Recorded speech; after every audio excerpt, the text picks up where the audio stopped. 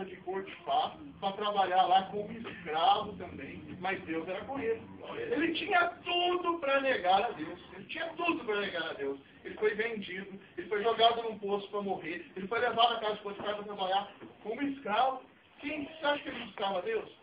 Mas não, ele olhou na fé de Deus, colocando as coisas, buscando a Deus. Deus proverá, Deus sabe de todas as coisas. E nesse meio tempo, ele foi acusado injustamente. Assim não bastava tudo o que aconteceu, José era levado ao cárcere. Mas também essas Sagradas Escrituras que não contam que ele foi levado ao cárcere, essas mesmas Sagradas Escrituras nos contam que ele foi engrandecido lá dentro do cárcere, que ele era o chefe dentre a cadeia, vamos dizer que ele era a pessoa que tomava conta dos outros presos. Ele era engrandecido porque ele era com Deus, Deus provia todas as coisas. E na onisciência de Deus, Deus tinha um lugar para ele salvar as suas próprias famílias. Vemos também que logo após ele revelar alguns sonhos de seu copeiro, de um mordomo, vemos também que ele foi a revelar sonhos de Faraó. E chegando a revelar os sonhos de Faraó das 7 vacas gordas, das 7 vacas magras, vemos que ele foi levado a governador pela falta de comida da época. Todos os irmãos sabem disso. Mas Deus não é onisciente, Deus é onisciente. Por que será que aconteceu tudo isso?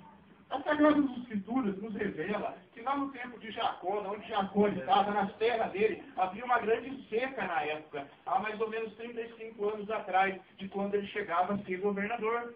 E se Jacó continuasse ali, se Deus não provesse de algo, não deixasse acontecer algo, não permitisse que algo acontecesse, e ele fora levado para o governador de Egito, José não poderia voltar lá, buscar as suas parentelas e trazer na terra de Gósen, onde eles frutificaram muito. Ou seja, aquela grande nação de Jacó, aquele povo, tudo que Deus prometeu fazer uma grande nação, ia morrer todos de fome, só salvando José. Mas não foi assim. Deus colocou, Deus provou porque eles buscavam a Deus, e Deus tinha os caminhos dele a percorrer. Deus tinha já predito, falou, vou fazer dessa maneira, e assim eu vou ser glorificado naquele povo. E assim é Deus para com a igreja.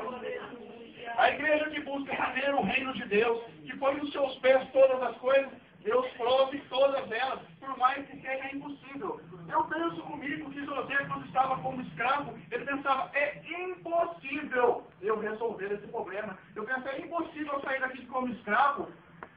Como que eu vou sair daqui? Agora escravo e escravo preso. Você acha que ele pensava em ser governador? Eu acredito que jamais ele tinha isso na cabeça dele. Ele só tinha uma certeza, que Deus era maior do que tudo que estava acontecendo naquele momento. Vemos também, meus irmãos, se a gente mudar um pouco aspectos, vamos falar um pouco de José, vamos falar um pouco de Nínive. Nínive foi uma cidade edificada por Nimrod, tinha tudo para dar errado, tinha tudo para dar errado. O povo lá era totalmente idólatra, o povo matava tudo que aparecia de profeta. Israel tinha um sério problema com Nínive. Israel até era a capital da Síria. Você vê na Bíblia quase que toda que a Síria vem em pé de guerra. Você vê que ela não há muita conversa. É uma das maiores estrategistas de guerra. Você pode ver na Sagrada Escritura, você vai ver. E a mesma Nínive foi condenada por Deus por sua idolatria e por seus pecados. O povo de Nínive era tão cruel para com os profetas e para com todos que ali ousassem falar o nome de Deus, que ele arrancava um couro das pessoas ainda vivo e estendia na praia para que morresse ao sol escaldante. O povo de Nínive era um povo ruim, um povo muito ruim. Você vê que ali Deus avisou o seu profeta Jonas, apesar de alguns desvios, vamos dizer assim, que Jonas teve, alguns desvios, não quis ir a Nínive, mas chegou lá e apregoou, falou assim, em 40 dias vocês vão se converter desse mal, Deus vai destruir toda essa cidade.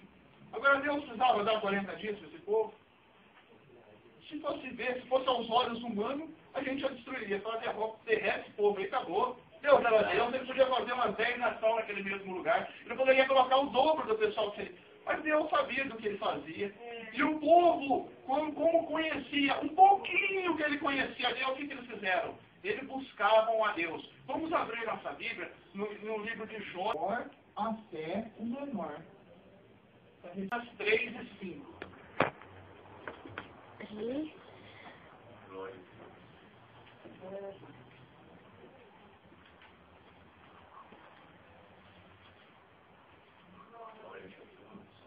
Jonas 3:5.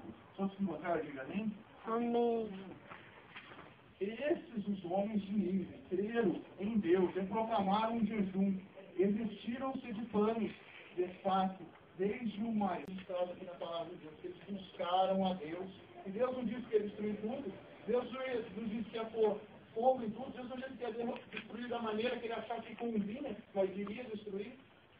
Mas o que o povo fez? Buscou a Deus, se pôs na presença de Deus, pôs na presença dele, e Deus não fez isso. Nós temos um pouquinho mais abaixo, que está registrado no mesmo capítulo. Nós vemos no capítulo 3, no versículo 10, dizendo que e Deus viu as obras deles, como se converteram do seu mau caminho, e Deus se arrependeu do mal que tinha dito que ele faria e não fez.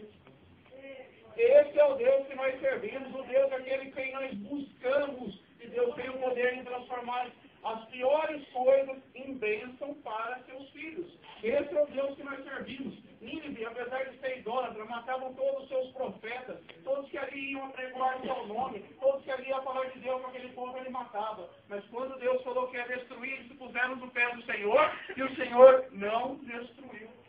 O Senhor faz tudo para abençoar os seus. Quando buscamos ao Senhor, Deus faz de tudo para abençoar os seus. Deus transforma as piores coisas que podem acontecer na vida do ser humano em bênçãos.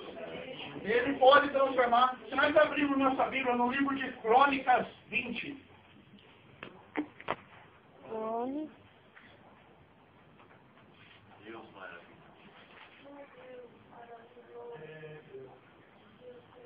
Crônica 20, do primeiro versículo, Crônicas 20, do 1 ao 3. Segunda Crônicas 20, do 1 ao 3.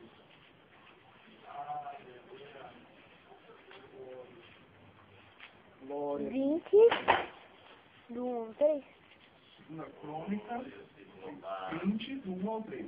E sucedeu que depois disso, os filhos de Moabe e os filhos de Amon, e com eles os outros dos moabitas vieram a peleja contra Josafá. Então vieram alguns que deram aviso a Josafá, dizendo: vem contra ti uma grande multidão, do além do mar da Síria. E eis que já estão em Azazon, Tamar, que é em Gete. Então Josafá temeu e pôs a buscar o Senhor, e apregoou um jejum em todo o Judá. Está registrado aqui na palavra de Deus, Josafá. Para quem não conhece Josafá, Josafá era filho de Asa. Asa servia a Deus, mas Asa ficou doente, seu filho assumiu. Seu filho era Josafá. Josafá, no início de seu reinado, ele pôs-se a derrubar todos os altares feitos a Baal. Todos os altares, todos que ali adoravam a outro Deus, a não ser o Deus vivo. Josafá destruía, Josafá derrubava. Não contente só com isso, ele pôs os levitas e alguns príncipes a ensinar o livro da lei do Senhor a todo o povo de Judá. Esse era o Josafá, segundo as escrituras nos relata. Josafá fazia tudo que agradava a Deus. Mas Josafá, quando viu a sua situação em perigo, quando viu que ali vinha um povo que ia dominar a sua nação, um povo que ia destruir tudo aquilo que ele começou a fazer, tudo aquilo que ele ainda não tinha terminado de fazer, que não tinha vencido o tempo dele, que Deus já tinha colocado, Deus não tinha levado. Então ele falou: agora que eu ensinei o povo, eu tirei os altares, eu estou quase que deixando o povo da maneira em que Deus quer. Vai vir o povo, vai tomar esse povo, vai virar todos cativos e vamos servir a outro Deus e não ao Deus. Mas a Sagrada Escritura nos revela que ele buscou a Senhor e apregoou o jejum ali. E se nós formos acompanhar as Sagradas Escrituras, vemos que ali Josafá pelejou contra aquele. Josafá se pôs na presença do Senhor e o Senhor deu vitória contra aquele povo. E eu não sei, eu não sou estrategista de guerra, nunca tive nenhuma, nem quero estar. Mas eu vejo, eu nunca que eu vou colocar um exército para lutar como Josafá fez. Porque Josafá colocou uns cantores na frente do seu exército. Quando Deus falou através de seu profeta Josafá, falou que a peleja não era dele, e sim de Deus, que ele ia dar seus inimigos a ele derrotado. Josafá armou o seu exército como Deus mandara, você vai, é peleja, Deus mandou. Deus mandou, e no outro dia de manhã Josafá estava lá pronto para peleja. Mas na frente dos seus exércitos não tinha armas de guerra, não tinha metralhadora, não tinha arco, não tinha flecha, e sim uma banda louvando e exaltando o nome do Senhor. Josafá creia que Deus era Deus, Deus dos exércitos, o mesmo Deus que está presente aqui hoje, Ele pode transformar a sua vida, por mais que ela seja pior, eu não sei qual a situação, por mais ruim que ela seja, em bênçãos da vida de cada um. E assim foi o Deus cujo qual fez com Josafá. E ali Josafá levou aquele exército ali com uma banda na frente. Se não fosse Deus, eu imagino, você imagina um exército com o que há das maiores armas que há hoje contra uma banda, seria até sarcástico para nós seres humanos, mas Deus era Deus. Deus, Ele confiou na palavra de Deus, Ele colocou ali a sua banda louvando e exaltando o seu nome. E ali, vemos que quando ele chegou na igreja, ele viu um bando de gente lutando contra si mesmo, um exército lutando entre si, e todos ali estavam mortos. E a mesma palavra do Senhor nos registra que ali demoraram 3 dias para pegar todo o ouro e toda a prata que o exército tinha deixado, porque morreram-se todos. E ali estava todo o ouro e toda a prata jogado no chão. E ali Deus prove a eles, Deus prove todas aquelas benfeitorias, todo aquele ouro, tudo que havia ali, Deus prove a eles. Deus transformou o que podia ser mal, o que podia ser o pior, o que podia ser uma devastação, Deus transformou em bênçãos na vida dele. E vemos a sua graça, e vemos também aqui nas Sagradas Escrituras, que eles demoraram os 3 dias para recolher, depois eles foram embora e pronto. Não foi isso. Eles não foram embora e pronto, eles fizeram outra coisa que não é muito comum hoje de fazer, a não ser crentes como nós. Tem muita gente que só pedir, e esquece uma coisa, e voltar e agradecer, porque a palavra de Deus nos ressalva que no 4º dia Josafá desceu com o seu povo, louvando e exaltando e agradecendo a Deus pela bênção recebida. E assim é o Deus que nós servimos. Quando nós